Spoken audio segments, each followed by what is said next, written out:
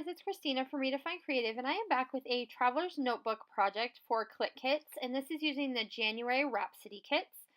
And I am working in my traveler's notebook, and this one is an insert that I picked up from Scrapping Wonders, and it is going to be for my daughter. So I was just showing you, kind of flipping through right there, that I had already filled up one insert for her, and so this is going to be the start of her second one. And I wanted to try something a little bit different. So what I have done is I have taken this picture of her, and this is when we were in Boston over the summer on vacation. And this was her first time at the Atlantic Ocean. And so I wanted to take this picture and basically supersize it. So I printed it out on photo paper that was just 8.5 by 11, and I printed it in such a way that it would fill the entire page, because I wanted to make sure that I could cut this down to be the same size as my traveler's notebook insert. So I'm going to have this photo be the entire background of my layout. And so this is something that I have done before in like a 6 by 8 album or even in a 12 by 12, but I haven't tried this yet in a traveler's notebook. So I was really excited to kind of give this a shot. So I have made the whole background of my insert be this particular photo.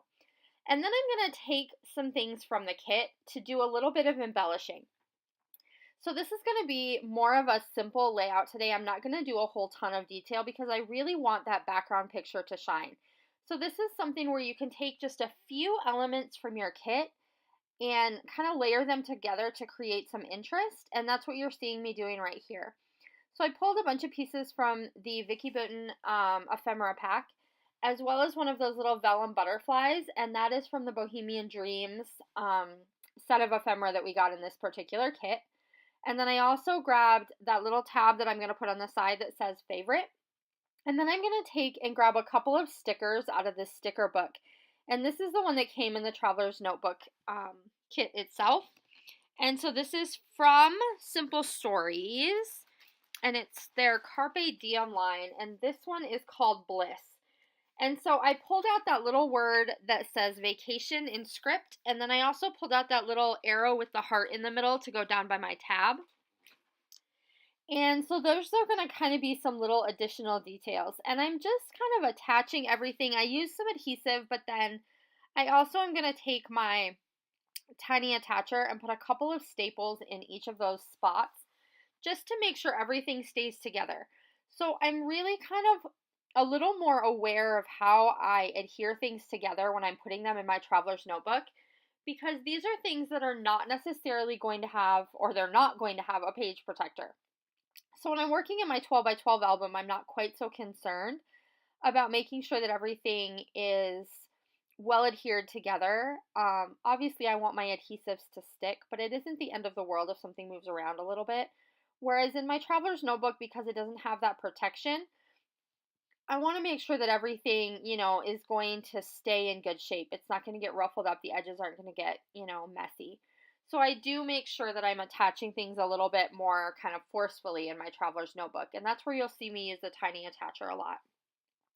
And I'm just going to use a tiny piece of washi there on the back to hold that vellum piece exactly where I want it to be. Because it's tucked underneath, I don't have to worry about my adhesive showing. So I can definitely use that just little piece of scrap washi tape to make that happen. Then I'm going to go ahead and add a few of these little sticker hearts into this embellishment cluster. So I wanted to take that arrow, and the arrow itself kind of follows the line of the coast. And so I wanted that to just be on the left. And then I'm going to have that little tab down there on the right. And I know that I'm going to need to create a little bit more balance across these two pages. So I've added something very heavy in that top left kind of portion of this spread. And then my daughter is going to be a major focal point down in the bottom right. But I also want to make sure that I add some additional weight down there, because otherwise your eye doesn't necessarily easily travel between the two. So I already kind of have that line of the coast across the top that connects my two pages together. And then I have the line of the sand on the bottom that's going to connect the two pages together. But I still feel like I need some additional weight, especially in the bottom. So I am going to take the roller date stamp that came in the Traveler's Notebook kit, and I'm going to use that with some Stays-On ink, just because I am stamping on top of a photo. And I just used the little one that says the best part, which if you've been watching my videos all along for Clique Kits, you've seen me use this stamp quite a few times already. And then I'm going to go ahead and I wanted to add a few sequins to my embellishment clusters.